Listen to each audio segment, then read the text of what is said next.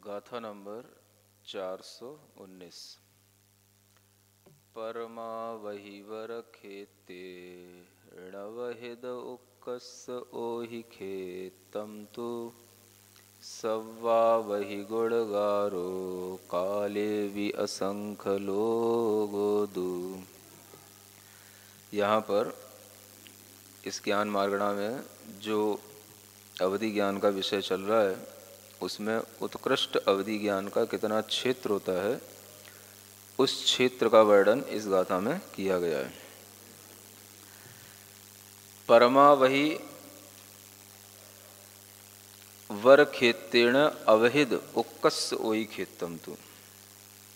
यहाँ कहते हैं कि जो उत्कृष्ट क्षेत्र आता है वह उत्कृष्ट क्षेत्र सर्वावधि का अलग आता है, परमावधि का अलग आता है। उस उत्कृष्ट क्षेत्र का ज्ञान करने के लिए हमें पहले लोक, वर्ग शलाका, अर्धच्छेद शलाका और जो अग्निकायक जीवों की स्थिति का परिमाण और अवधि ज्ञान के उत्कृष्ट क्षेत्र का प्रमाण, इतने हमें असंख्यात वर्ग स्थान जब हम चले जाते हैं तो 5 बार इन्हीं असंख्यात लोक प्रमाण परिणाम परिमाणों से युक्त जो ये स्थान है इन्हीं का इनमें लोक को गुणा कर देते हैं।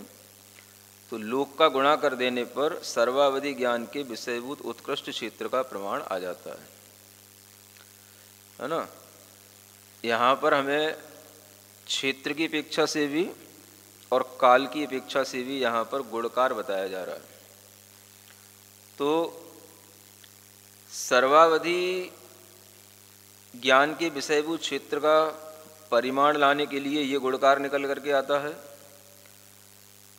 और परमावधि का जो उत्कृष्ट क्षेत्र है उससे अगर इसको गुणा कर दें तो सर्वावधि के विषयभूत उत्कृष्ट क्षेत्र का प्रमाण आ जाता है। यानी कि एक तो गुणकार का प्रमाण निकालना और उससे उस क्षेत्र का प्रमाण निकालना, यानी कितना गुणा करने पर कितना क्षेत्र आएगा। तो देशावधि, परमावधि, सर्वावधि ऐसे 3 अवधि ज्ञान हैं। तो इनमें जब हम सर्वावधि के विषयभूत उत्कृष्ट क्षेत्र को निकालेंगे तो अभी जो ये गुणकार बताया था इसी गुणकार में परमावधि के विषयभूत उत्कृष्ट क्षेत्र को गुणा कर देंगे तो वह सर्वावधि का विषयभूत उत्कृष्ट क्षेत्र आ जाएगा। इसी तरह से सर्वावधि के विषयभूत सव्वा वही गुणगारो काले भी असंख्य लोगोदु, यानी सर्वावधि के विषयभूत काल का परिमाण लाने के लिए भी असंख्यात लोक गुणकार होता है ना। इसी तरीके से काल की अपेक्षा से भी असंख्यात लोक प्रमाण गुणकार से परमावधि का जो उत्कृष्ट काल है, सर्वोत्कृष्ट काल है, उसको गुणा कर देंगे तो सर्वावधि ज्ञान का जो विषयभूत काल है उसका प्रमाण आ जाता है। तो इस तरह से यहाँ पर उत्कृष्ट अवधि ज्ञान का क्षेत्र भी निकाला गया जो सर्वावधि ज्ञान है और उस सर्वावधि के विषयभूत काल का प्रमाण भी यहाँ पर बताया गया। आगे की गाथा में जो परमावधि ज्ञान है उसके विषयभूत उत्कृष्ट काल और क्षेत्र को निकालने के लिए कुछ जो करण सूत्र होते हैं, गणित सूत्र होते हैं, उनका वर्णन आगे की 2 गाथाओं में किया जा रहा है। इच्छिद राशिच्छेदम दिंडच्छेदे ही भाजिदे तथ लब्धमिद दिंड राशि णभासे इच्छिदो राशि। ये गणित बताया जा रहा है।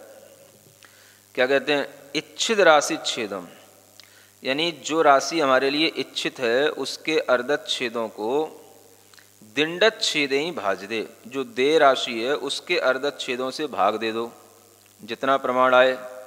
फिर उसको क्या करो? लब्धम इदम अननोन राशि अभ्युदय, उसको एक एक करके पहले तो हम पृथक पृथक रख लें और फिर उसको एक एक के ऊपर जो दे राशि है उसके अर्धत छेदों से जो जिसमें हमने भाग दिया था उसी दे राशि को परस्पर में गुणा करें तो उससे इच्छित राशि का प्रमाण आ जाता है।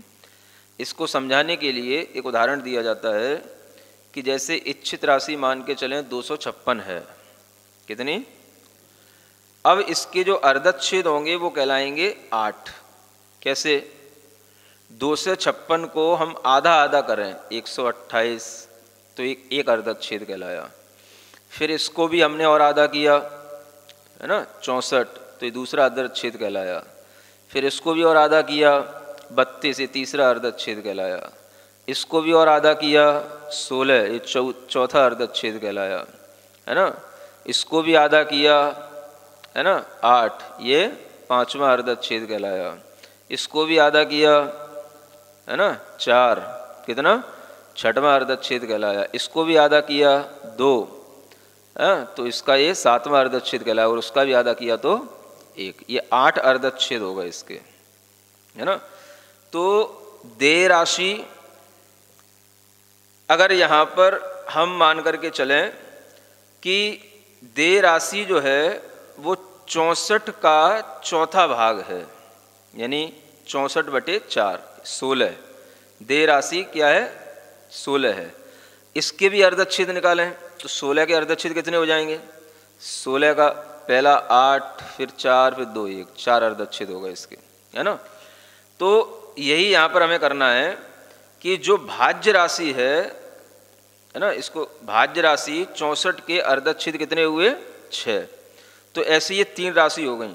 एक तो इच्छित राशि 256, है ना, इसके अर्धच्छेद हो गए 8, और देय राशि हो गई 64, इसके अर्धच्छेद हो गए 4। इसको हमने कहा भाज्य राशि, ये 64 के अर्धच्छेद हो गए 6। अब उसमें से जो भागहार 4 था उसके अर्धच्छेद, जो भागहार है वो 4 है। भागहार कितना है? 4। उसके अर्धच्छेद 2, उसके अर्धच्छेद कितने? 2। तो उससे इसको हम घटा देंगे, माने 6 में से 2 घटा देंगे तो ये बचेगा 4 अर्धच्छेद बचते हैं। फिर इन 4 अर्धच्छेदों का भाग जो 8 अर्धच्छेद आए थे उनमें देंगे तो लब्ध आएगा 2। फिर 2 का हमने किया विरलन, माने एक एक जगह 2 एक एक अंक करके लिखा। फिर उसके ऊपर हमने देय राशि जो 64 का चतुर्थ भाग था 16, उसको रख करके जब हम परस्पर में गुणा करेंगे तो वह इच्छित राशि का प्रमाण उससे 256 आ जाता है ना। तो इसी तरह से यह राशि निकाल करके जो पल्य प्रमाण या सूच्यांगुल प्रमाण या जगत श्रेणी प्रमाण अथवा लोक प्रमाण, ये इच्छित राशि मानी गई है ना। इसके अर्धच्छेदों में जो देय राशि होगी वो आवली का संख्यात्मक भाग उसके अर्धच्छेदों से भाग देंगे, उससे जो प्रमाण आएगा उसका फिर हम एक एक रूप में विरलन करेंगे और विरलन करके उसमें प्रत्येक के ऊपर आवली का असंख्यात्मक भाग, आवली का संख्यात्मक भाग, ऐसे प्रत्येक के ऊपर रखेंगे। फिर उसको परस्पर में गुणा करेंगे तो जितनी हमारी इच्छित राशि थी, जैसे पल्य की थी तो पल्य आ जाएगी, सूच्यंगुल थी तो सूच्यंगुल आ जाएगी, जगत श्रेणी थी तो जगत श्रेणी आ जाएगी, या लोक थी तो लोक आ जाएगी। माने इच्छित राशि को निकालने का ये तरीका है कि हम जितने अर्धच्छेद करते हैं उस अर्धच्छेदों के माध्यम से इच्छित राशि को निकालने का ये गणित बन जाता है कि उन अर्धच्छेदों को जो देय राशि है उसके अर्धच्छेदों से भाग करने पर जो प्रमाण आए उसको फिर एक एक करके विरलन कर रहे हैं और परस्पर में गुणा कर दें तो वो देय राशि के अर्धच्छेद उससे बन जाते हैं। तो इस तरीके से यहाँ पर एक गणित सूत्र बताया। इसी तरह का एक दूसरा गणित सूत्र यहाँ पर और बताया जा रहा है 421 नंबर की गाथा में। दिंडच्छेदेण अवहिद लोगच्छेदेण पदधणे भजदे लद्दमिद लोग गुणनम परमावहि चरम गुणगारो। यहाँ क्या कहते हैं? ये एक परमावहि चरम गुणगारो, यानी परमावधि ज्ञान का चरम गुणकार, माने उसके अंतिम भेद में हमें कितना गुणकार चाहिए, उसके अंतिम भेद में गुणकार कितना होगा, उसको निकालने का यह प्रमाण बताया जाने का यह गणित सूत्र है ना। तो क्या कहते हैं यहाँ? दिंडच्छेदेण अवहिद, माने जो देय राशि है उसकी जो अर्धच्छेद है उनका भाग किसमें करना? लोगच्छेदेण, माने लोक राशि के जो अर्धच्छेद हैं उनमें जो भाग दें तो उससे जो प्रमाण आएगा उससे विवक्षित पद के संकलित धन में उससे भाग दे दें, है ना, पद धणे भज दे, हमें जिस भी पद का प्रमाण निकालना है, उस विवक्षित पद का जो संकलित धन है उसमें उससे भाग दे दें, तो उससे जो प्रमाण आएगा उतनी जगह लद्धम इदम लोग गुणनम, उतनी जगह हम उसको फिर वही विललन करके और परस्पर में गुणा करेंगे, तो वह उस विवक्षित पद संबंधी उस क्षेत्र या काल का वह गुणकार आ जाता है। तो इसी तरह से परमावधि के अंतिम भेद में भी ये गुणकार निकाल लेना चाहिए, इसका यहाँ पर ये गणित बताया गया है। अब इतना गणित समझने के बाद में हम यहाँ पर अब प्रकृत विषय पर आते हैं, जिसके माध्यम से हमें अब थोड़ा सा ज्ञान जो सत्प्रूपणा के रूप में उसका हमें मिल जाता है। गाथा नंबर 422।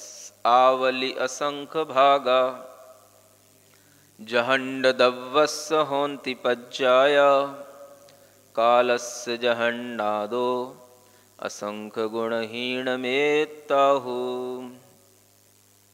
कहते हैं आवली असंख्य भागा जहंड दव्वस्स होन्ति पज्जाया।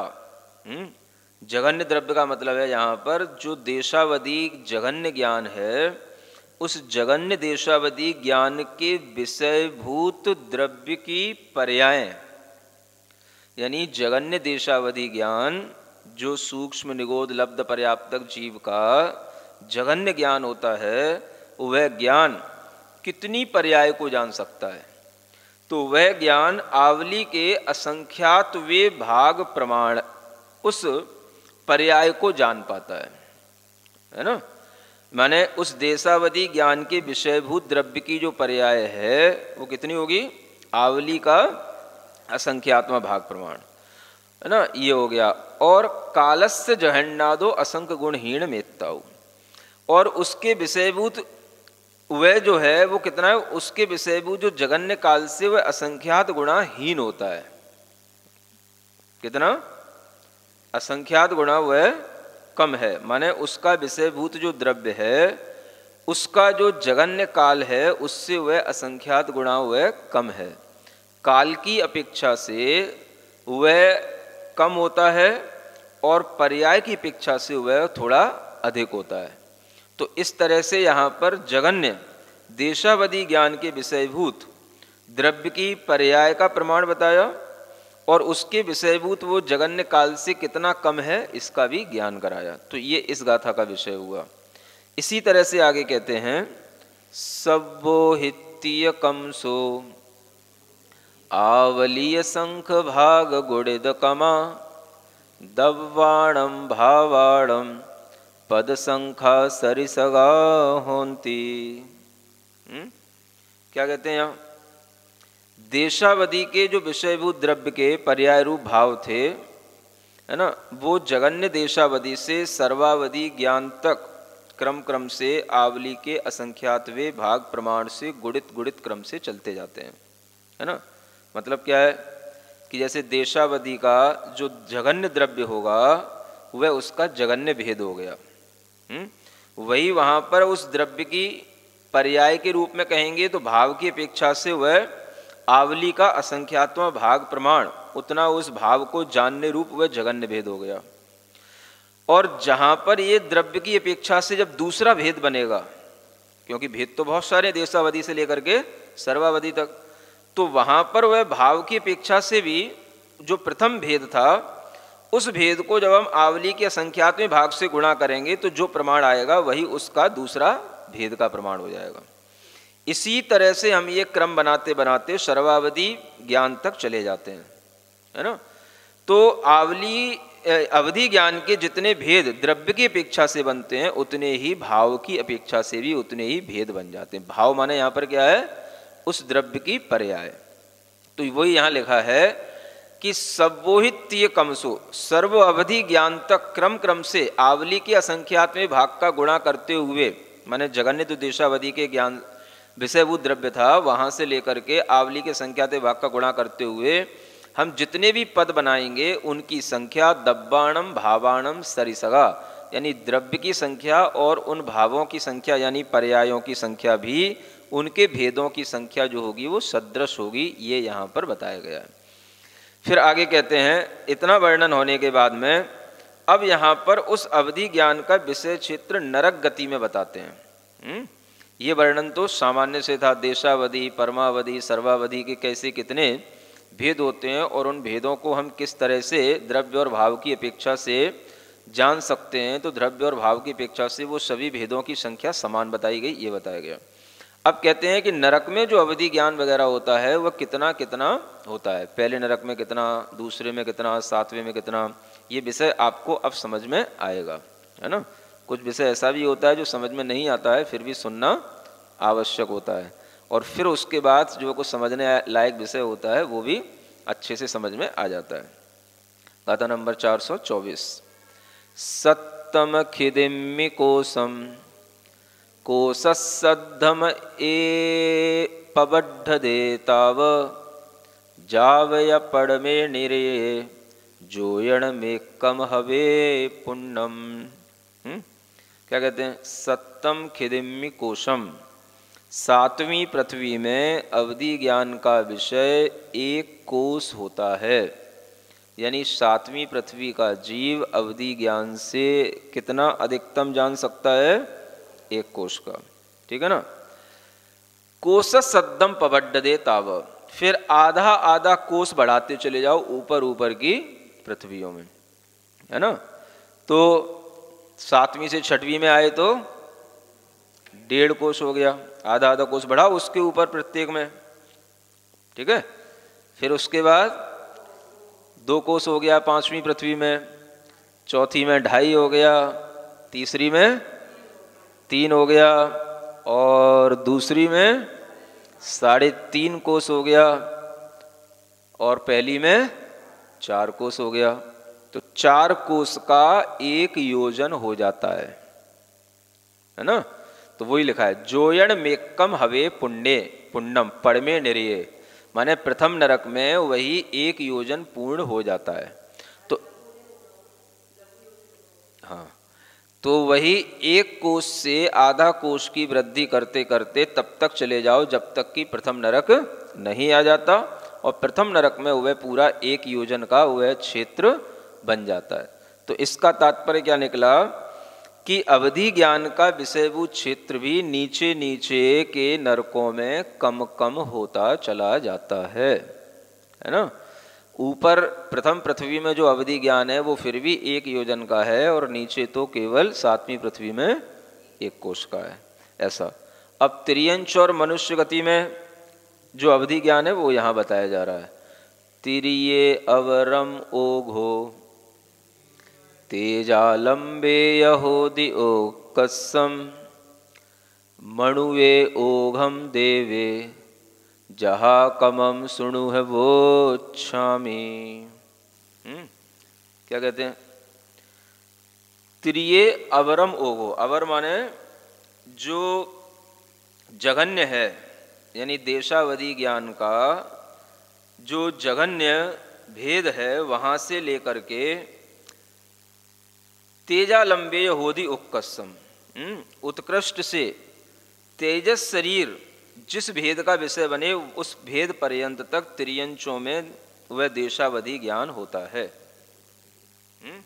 मतलब तिर्यंचों में देशावधि ज्ञान कहाँ से लेकर कहाँ तक होगा? तो जो जगन्य भेद है वहाँ से लेकर के उत्कृष्ट से, ये जो भेद के पद बताए थे उनमें जहाँ पर तेजस शरीर आ जाएगा बस वहीं उस तेजस शरीर के भेद तक उत्कृष्ट रूप से ही तिर्यंच अपने अवधि ज्ञान से उस भेद पर्यंत तक जान सकता है ना। मणुए ओघम देवे, मनुष्यों में देशावधि से लेकर के सर्वावधि पर्यंत तक बनेगा। ओघ का मतलब सामान्य से जो हमने ज्ञान दिया था वो सब मनुष्य गति में बन ही जाएगा। तो वो जो देशावधि से लेकर सर्वावधि तक, जगन्य से लेकर उत्कृष्ट तक का जो ज्ञान पहले दिया गया है वो मनुष्य गति में जान लेना। जहा कमम सुणु वोच्छामि, है ना। अब जो देव माने देव गति में जो कथन है उसको मैं अब क्रम क्रम से कहता हूं, उसको सुन लो, ठीक है। नरक गति का हो गया था पिछली गाथा में, इस गाथा में तिर्यंच गति का ही बता दिया। मनुष्य गति का तो वो सामान्य से है जो पहले बता चुके हैं, और देव गति में जो विशेषता है वो यहाँ बताई जा रही है। पड़ुवीस जोयणाई, दिवसंतम च माँ कहाँ से लिख गया अलग से, चय कुमार भौमाणम संखेज्य गुणम खेतम बहुगम कालम तुझो इसिगे। क्या कहते हैं, 25 जोयणाई माने 25 योजन और दिवसंतम और 1 दिन पर्यंत। कुमार भौमाणम, कुमार कहते हैं भवनवासी देवों को और भौम माने व्यंतर देव। ऐसे भवनवासी और व्यंतर देवों में अवधि ज्ञान का विषयभूत क्षेत्र जघन्य से 25 योजन होता है और दिवसंत माने काल की अपेक्षा से बताया है, काल जो है वो कुछ कम 1 दिन होगा, क्योंकि दिवस अंतम माने दिवस के भीतर 1 दिन के अंदर अंदर रहेगा वो, तो वह काल कुछ कम 1 दिन होगा। यानी भवनवासी और व्यंतर देव कम से कम अगर अवधि ज्ञान रखेंगे तो उनमें वह अवधि ज्ञान को जगन्य से क्षेत्र की अपेक्षा से 25 योजन तक का जान पाएंगे और काल की अपेक्षा से 1 दिन के अंदर अंदर जो घटना होगी उसको जान पाएंगे, है ना, 1 दिन से कुछ कम है। और जो इसके संख्येज गुणम खेतम, ज्योतिषी देवों में जब हम पहुंचेंगे तो जगन्य क्षेत्र इन्हीं की अपेक्षा से संख्यात गुणा अधिक हो जाएगा।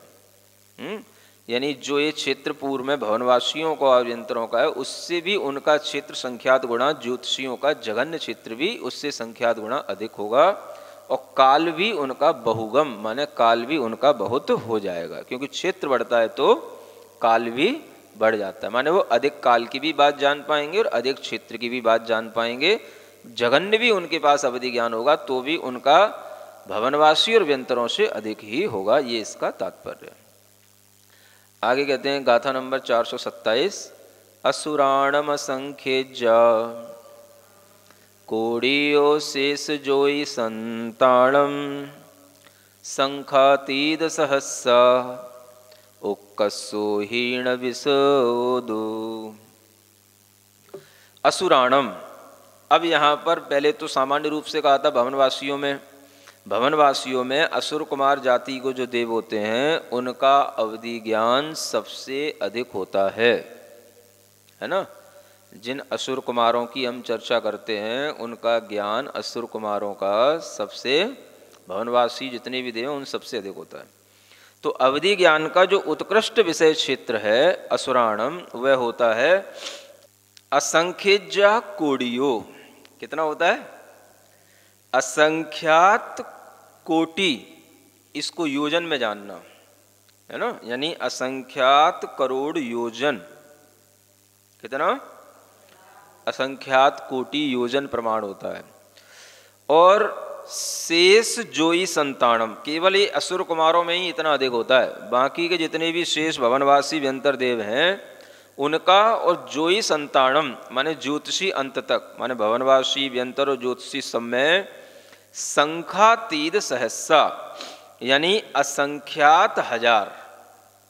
उक्कसोहीण विशोधु, उत्कृष्ट अवधि ज्ञान का विषय उनमें असंख्यात 1000 योजन का होगा। किनमें?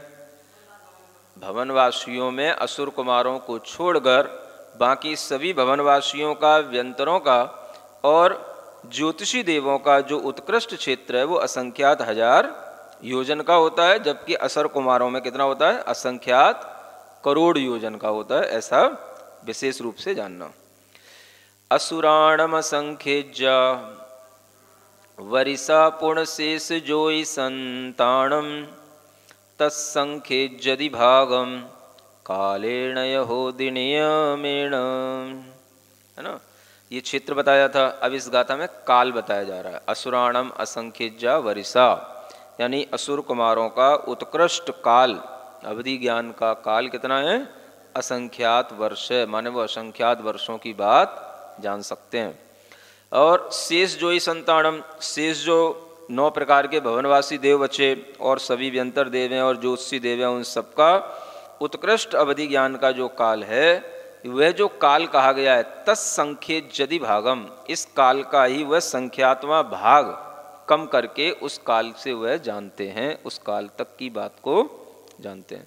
तो अन्य देवों का काल जो है भवनत्रिक में वह असुर कुमारों की अपेक्षा से भी संख्यात्मक भाग कम है ना। जो उन उत्कृष्ट अवधि ज्ञान का काल जो कहा हुआ काल है असुर कुमारों का, उससे भी संख्यात्वें भाग है, ऐसा जानना। भवनतीयाड़मघोघो धोयोयम तिर्येण होदि बहुवम तु उड्ढेण भवनवासी सुरगिरसिहिरोत्तिपसन्ति। क्या कहते हैं?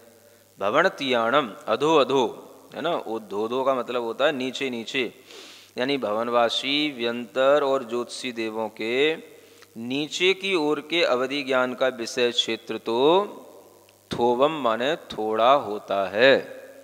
यानी ये भवनत्रिक के देव नीचे की ओर का अगर हम देखेंगे और अपने ही जहाँ वो भवन में रहते हैं उससे नीचे की ओर जानना चाहेंगे तो नीचे ज्ञान कम काम करता है ना, उसका क्षेत्र थोड़ा होता है। किंतु तिर्येण होदि बहुगम तु, तिर्यक अपेक्षा से उनका अवधि ज्ञान बहुलता से काम करता है। तिर्यंच माने तिर्यक गति के रूप में, तिरछा आजू बाजू में वो अधिक जान सकते हैं। और उड्ढेण माने ऊपर की अपेक्षा से देखें तो भवनवासी अपने निवास स्थान से सुरगिर सिहिरोत्ति पश्यन्ति, सुरगिरी बोलते हैं मेरु पर्वत, उसके शिखर पर्यंत तक भी अपने अवधि दर्शन के द्वारा देख सकते हैं। इतना उनका अवधि ज्ञान का क्षेत्र सुमेरु पर्वत तक काम करता है। ऊपर तिर्यक अवस्था में, तिर्यक दिशा में वह अधिक काम करता है, लेकिन नीचे की ओर वह कम काम करता है। ये उनके अवधि ज्ञान की विशेषताएं बताई। अब हम सौधर्म आदि जो वैमानिक देव हैं उनके अवधि ज्ञान का विषय जानते हैं।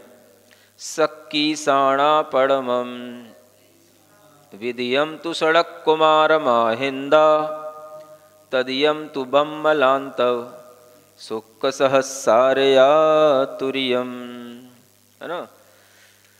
सक्कीसाणा माने सौधर्म और ईशान स्वर्गों के जो देव हैं, पड़मम माने प्रथम नरक पर्यंत, प्रथम पृथ्वी पर्यंत ये देख सकते हैं अपने अवधि ज्ञान के द्वारा। इनका अवधि ज्ञान कहाँ तक काम करेगा? ऊपर से माने पूरा सुमेरु पर्वत, मध्यलोक और उसके नीचे जो प्रथम पृथ्वी है नरकों की, वहाँ तक जो है इनका अवधि ज्ञान सौधर्म और ईशान स्वर्ग के देवों का काम करेगा। तो नीचे इनके अवधि ज्ञान का क्षेत्र इनका अधिक अधिक काम करता है। फिर सानत कुमार और महेंद्र स्वर्गों के देव दूसरी पृथ्वी पर्यंत तक जानते हैं। कौन सी पृथ्वी? दूसरी। और फिर तदियम तु ब्रह्म लांतव, है ना, ब्रह्म ब्रह्मोत्तर और लांतव कापिष्ट स्वर्गों के जो देव हैं ये तीसरी पृथ्वी पर्यंत तक देख लेते हैं अपने अवधि ज्ञान से। इनका अवधि ज्ञान इतना अधिक होता है। और शुक्र सहस्रार्या, है ना, शुक्र महाशुक्र और सतार और सहस्रार, इन स्वर्गों के जो देव हैं तुरियम माने चौथी पृथ्वी तक अपने अवधि दर्शन से देखते हैं, अवधि ज्ञान से जानते हैं। इसी तरह से आगे कहते हैं आणद पाणद वासी आरणतः अच्युदाय पश्यन्ति पंचम खिदिपेरंतम छठिम गेवे जगा देवा। अब इसके भी ऊपर कहाँ तक पहुँच गए थे? 12वें स्वर्ग तक। इसके ऊपर आनत, प्राणत, आरण, अच्युत, ये 16 स्वर्गों के जो देव हैं ये कहाँ तक? 5वीं पृथ्वी पर्यंत तक अपना अवधि ज्ञान लगा सकते हैं, लगाते हैं, उत्कृष्ट रूप से वहाँ तक देख सकते हैं, जान सकते हैं। मतलब जितने ऊपर ऊपर के देव हैं उनके अवधि ज्ञान का विषय उतना ही बढ़ता चला जाता है ना। ये तत्वार सूत्र में भी सूत्र आता है कि इनका यह अवधि ज्ञान का विषय ऊपर ऊपर के देवों में बढ़ता चला जाता है। तो वही यहाँ बताया जा रहा है कितना बढ़ता चला जाता है।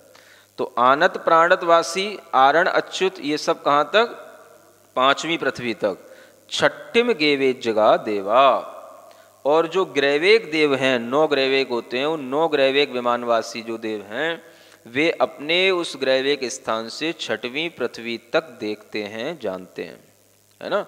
तो मतलब ग्रैवेक वासी जो देव हैं वो 6वीं पृथ्वी तक देख पाते हैं। फिर इसके आगे सब्बं च लोयनालिं पश्यन्ति अणुत्तरेषु जे देवा सख्येत्येयसकं मे रूपगदमणंत भागम च। अब कौन से बचे रह गए? ग्रैविक के बाद आते हैं 9 अनुदिश और 5 अनुत्तर विमान। तो ये 9 अनुदिश और 5 अनुत्तर विमानों में रहने वाले देव ये सब्बम या लोक नालिम पश्यन्ति, ये पूरी लोक नाली को देख लेते हैं, है ना। लोक नाली का मतलब यहाँ पर जो तृष नाली है उस पूरी तृष नाली में उनका अवधि ज्ञान काम कर जाता है ना। तो ये हो गया। इसके साथ साथ ये ध्यान रखना है कि ये तो नीचे हो गया, ऊपर कितना कितना, तो जिन जिन देवों के जो अपने अपने स्वर्ग के विमान हैं उनके ऊपर जो ध्वजदंड लगे रहते हैं उसके शिखर पर्यंत तक ये इनका ऊपर भी ज्ञान उतना काम करता है ना। तो इनका ऊपर ज्ञान केवल अपने अपने विमानों के ध्वजदंड के शिखर पर्यंत तक ही काम करता है, शिखा तक, ठीक है ना। और ये सभी जो देव हैं उनमें जैसे 9 अनुदिश और 5 अनुत्तरों के जो देव हैं वे अपने ऊपर के विमान के शिखर पर्यंत तक देख लेते हैं, और नीचे जो है जो तनुवात वलय है वहां तक भी ये देख लेते हैं। लोकनाली तो देख ही लेते हैं, लोकनाली का मतलब नीचे की ओर, नीचे लोक का अंतिम जो तनुवात वलय है वहां तक भी इनके लिए देखने में आ जाता है, ठीक है। तो इस तरह से यहाँ पर अवधि ज्ञान का यह विषय बताया है। और एक लाइन नीचे दी है, सख्येत्येय सकम्मे, है ना, माने अपना अपना जो क्षेत्र है उसमें सकम्मे माने अपने अपने कर्म में रूपगतम अनंत भागम च, रूपगत इनमें अनंतवां भाग। इसका मतलब यह है कि जो इनका अपना अपना क्षेत्र है उस क्षेत्रों का जो प्रदेश समूह है उसमें रूप माने एक एक अंक जो है उसको घटाते रहना चाहिए, है ना। तो एक एक उसमें प्रदेश घटाना, और जो अवधि ज्ञानावरण कर्म द्रव्य है उसमें जब एक प्रदेश उधर घटाओ तो इसमें एक बार ध्रुवभार का भाग दे देना। तो ऐसा तब तक करना जब तक कि इनके सारे प्रदेश समूहों की संख्या समाप्त न हो जाए, है ना। इससे उन देवों में जो अवधि ज्ञान का विषयभूत द्रव्य है उसका भेद हमें निकल करके आ जाएगा। माने सब देवों का जो अवधि ज्ञान का विषयभूत जो द्रव्य है वो समान नहीं है, ये बताने के लिए ये कथन किया गया है, ठीक है ना।